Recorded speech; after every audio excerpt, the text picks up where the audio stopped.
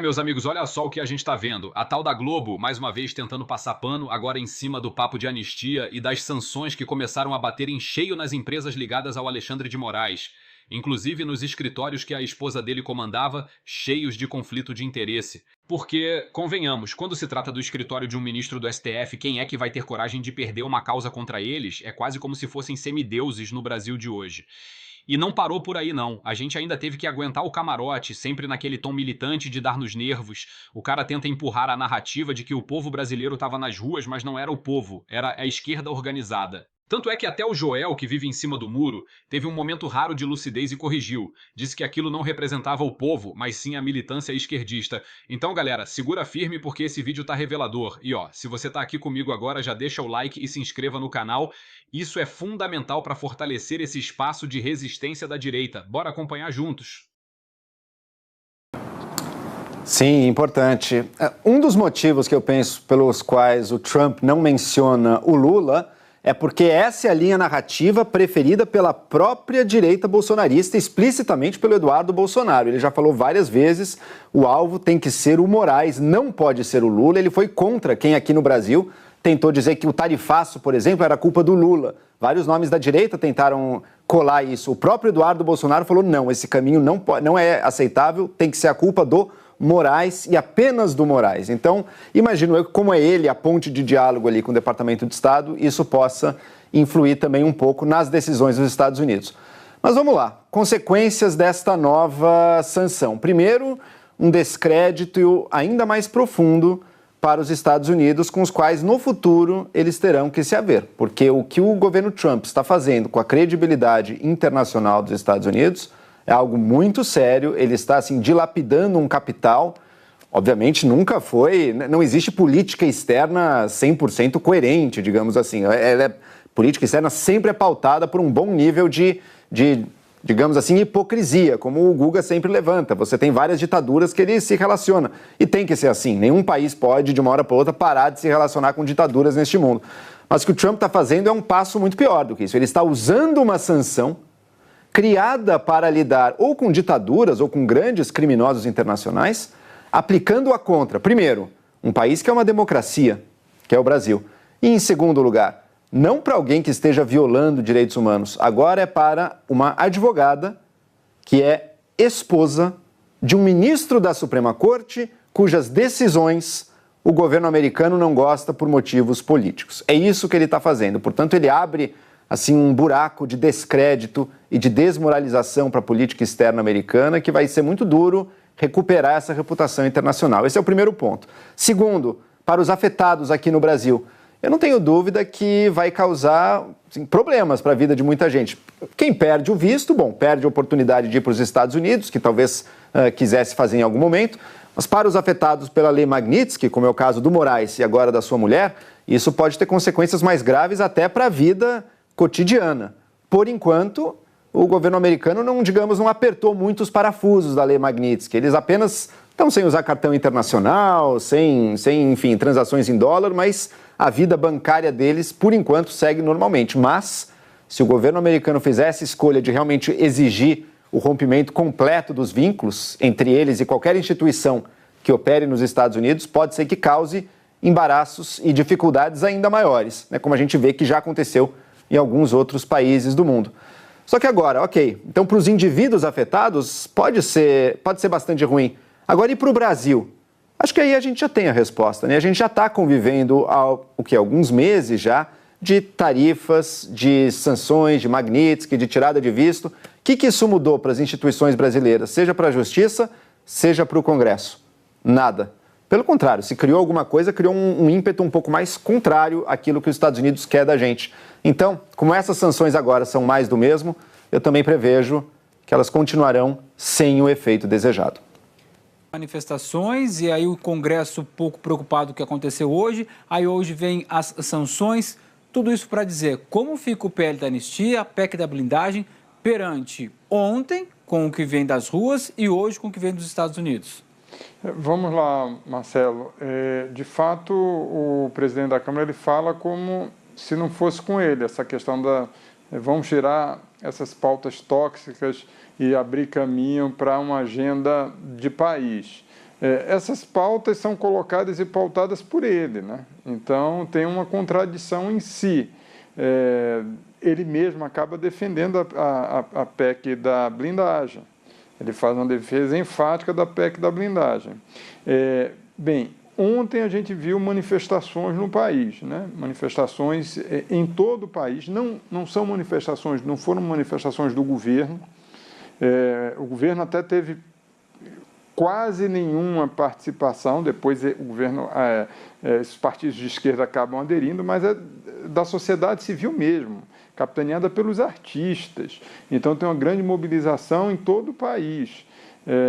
E isso daí mostra, sim, que você tem um desconforto de um setor importante da sociedade, que a gente já falava aqui naquela pesquisa Quest recente, já falava do desconforto em relação à anistia, de forma majoritária, e já tinha manifestações também em relação à PEC da blindagem. Um desconforto e uma reprovação significativa da população, em outras pesquisas. Então, o que é que a gente tem? Uma mudança em relação à blindagem é muito clara, porque na semana passada, todo o movimento, inclusive no Senado, era de conter. Ou seja, era não votar, segurar, ganhou outro rumo depois das manifestações de ontem. Então, o que a gente viu em Copacabana, São Paulo, Salvador, enfim, aqui Brasília também, você teve, o Brasil todo, você teve uma presença muito forte nas ruas. Então, o que a gente está vendo em relação ao Senado Federal é justamente de acabar com essa PEC da blindagem. Não é mais segurar, é derrotar a PEC da blindagem. E tem número suficiente na CCJ, e olha, se tiver qualquer tipo de recurso ao plenário, que isso pode, é difícil, mas pode acontecer, isso no Senado você tem mais de 50 votos, pelo que eu estava conversando com vários senadores, a percepção mais de 50 votos para derrubar a PEC.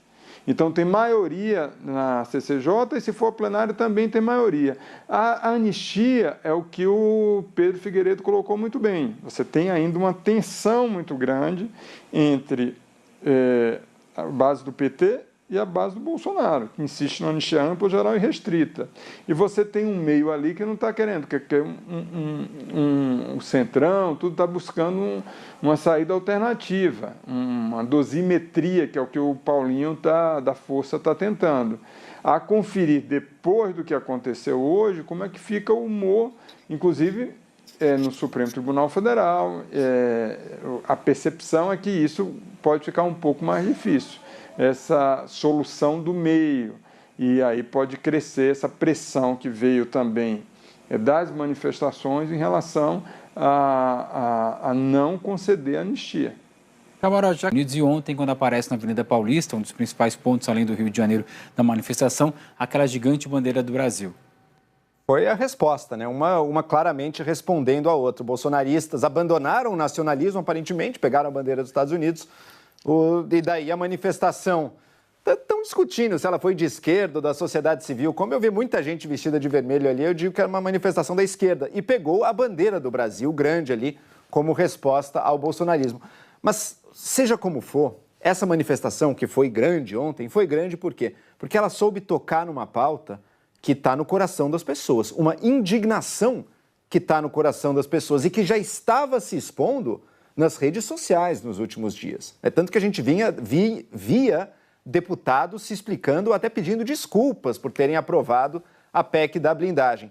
Hoje, apesar de tantos retrocessos que a gente vê, apesar de toda a dificuldade da política institucional, um fato assim salta aos olhos. A opinião pública, ela tem poder e hoje ela tem ainda mais caminhos para se expressar. E os parlamentares podem gostar ou não gostar disso, mas eles sabem que eles têm que responder a isso. Já havia no Senado uma ideia de que a PEC não prosperaria lá. Mas com essa força da opinião pública, isso se transformou não vou dizer numa certeza, porque ninguém tem bola de cristal, a gente sabe que sempre dá para mudar, mas numa probabilidade muito mais alta de que, de fato, essa PEC deve ser enterrada ali no Senado, graças à opinião pública e à força que ela tem para mover o debate. E que bom que o deputado Hugo Mota parece que está ouvindo isso também e agora quer fazer a pauta olhar para outras coisas, a agenda da casa olhar para outras coisas que não apenas os interesses da própria classe política. A pauta é da denúncia com Paulo Figueiredo e não ter entrado Jair Bolsonaro, justamente pelo que você está falando. É verdade que ainda tem investigação sendo feita, você tem ainda material sendo analisado, isso pode ser um desdobramento para um futuro próximo? Pode. Aguardar, né? Até aqui você tem evidências explícitas em relação ao Eduardo Bolsonaro, essa é a percepção, e ao seu parceiro nos Estados Unidos, né? O Paulo Figueiredo. Você tem a percepção, e aí respondendo a sua outra pergunta, no Supremo Tribunal Federal, sim, de que o Eduardo Bolsonaro é uma espécie de réu confesso, então deve ter essa aceitação dessa denúncia pelo colegiado, pela primeira turma, essa é a expectativa. Lembrando que lá atrás, ainda no primeiro semestre, quando abriu essa investigação, Aline, a percepção, eu conversava com alguns integrantes da corte, é que o Eduardo Bolsonaro ia meio que fazer um freio de arrumação, ou seja, ia parar no que estava fazendo, né, nesse movimento explícito de ameaçar o Supremo Tribunal Federal por causa do julgamento que envolvia o seu pai, o julgamento da tentativa de golpe de Estado, e cujo julgamento Bolsonaro foi condenado a 27 anos de prisão. Se o Eduardo Bolsonaro, mesmo com o início da investigação, ele não freou o seu movimento, a percepção é que ele foi produzindo provas contra ele. Então, na verdade, foi cada entrevista que ele dava, cada vídeo que ele fazia, cada transmissão que ele fazia, cada post na rede social, tudo isso e as ações sendo concretizadas. Então, a partir de julho, a gente vê que esse tipo de ameaça acabou dando resultado. E aí o Brasil sofreu sanções de todo tipo, de toda a ordem, desde do tarifaço, que afetou um setor importante, setor das exportações brasileiras, tanto da área do agronegócio, teve tarifaço em outros produtos, então o Brasil sofreu muito em relação ao tarifaço, como também sanções a integrantes do judiciário, até o ponto de ter a Lei Magnitsky, e agora, inclusive, com a esposa do ministro Alexandre de Moraes. Então, você teve uma graduação muito forte, ministros da Suprema Corte que perderam visto. E não só isso, agora a gente está vendo juízes auxiliares, o advogado-geral da União, o ministro Jorge Messias, já tinha tido visto retaliação em relação ao ministro da Saúde, Alexandre Padilha, e sua família. Então, a gente viu sanção de tudo que é tipo, para pressionar a mudar uma espécie de intervenção externa, ou seja, de um país outro, no caso dos Estados Unidos, em relação ao judiciário brasileiro. Mais do que isso, ameaças, inclusive, a integrantes do Legislativo, ao próprio presidente da Câmara, Hugo Mota, e ao próprio presidente do Senado Federal, Davi Alcolumbre. Então, a gente viu ameaça de tudo que é jeito por parte do Eduardo Bolsonaro. Então, o que a gente está vendo é uma perspectiva, sim, de aceitação. No caso do Bolsonaro, teve a busca e apreensão no mês de julho, e aí várias dessas conversas do filho com o pai. Então, é isso que está sendo calibrado agora e teve também a apreensão do celular também do pastor Silas Malafaia, que é outro personagem importante, que aí tudo está sendo analisado agora pela Procuradoria-Geral da República e pelo Paulo Gonet. Vamos ver se disso vai ter consequências. Na época, inclusive, a grande questão feita é que Bolsonaro, inclusive, ele foi ouvido por causa disso, estava patrocinando o filho no exterior, na magnitude de 2 milhões de reais, que não é pouca coisa, muito dinheiro para o filho ficar lá nos Estados Unidos. É verdade que a gente via naqueles diálogos um conflito em vários momentos de pai e filho, em vários momentos. O pai querendo uma coisa, o filho querendo outra coisa, mas sempre... ao final, o ponto de vista do Eduardo Bolsonaro acabava prevalecendo, até porque ele ia no modo próprio. Agora tem que ver exatamente se a Procuradoria, a partir de agora, vai dar também desdobramentos a esses outros dois personagens. O Jair Bolsonaro, que já foi condenado, mas é importante a gente dizer, por outra coisa, por tentativa de golpe. Esse caso é um caso diferente. É o caso de coagir a justiça e ameaçar a justiça brasileira. E tem ainda o outro personagem, que é o Silas Malafaia.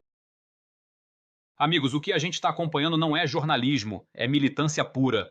E militância agressiva, que tenta de todas as formas descredibilizar a realidade que o Brasil está vivendo. O mundo inteiro já enxerga o que acontece aqui, a maior perseguição política da nossa história contra um presidente Jair Bolsonaro. Eles nunca engoliram a vitória dele nas urnas quando o povo deu um basta e tirou das mãos dessa gente o poder de transformar o Brasil num país da miséria, da corrupção e da indiferença.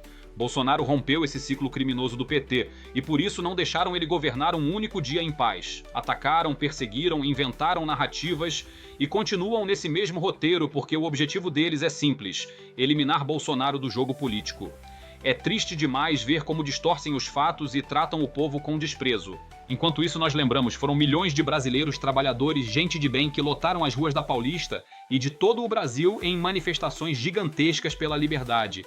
Mas o que a militância fazia? Tentava diminuir, ridicularizar, fingir que não existiu. Agora, quando meia dúzia deles se junta, já dizem que é pressão popular no Congresso. 2 pesos, 2 medidas. E é por isso que eu peço a você, fortaleça esse canal. Deixe o like, se inscreva e compartilhe esse vídeo. Isso aqui é uma trincheira de resistência. E a direita só vai ter voz se a gente andar junto. Escreve aqui nos comentários a sua indignação contra esses militantes que perseguem Bolsonaro e tentam calar a gente. Vamos mostrar que o povo brasileiro não vai se render.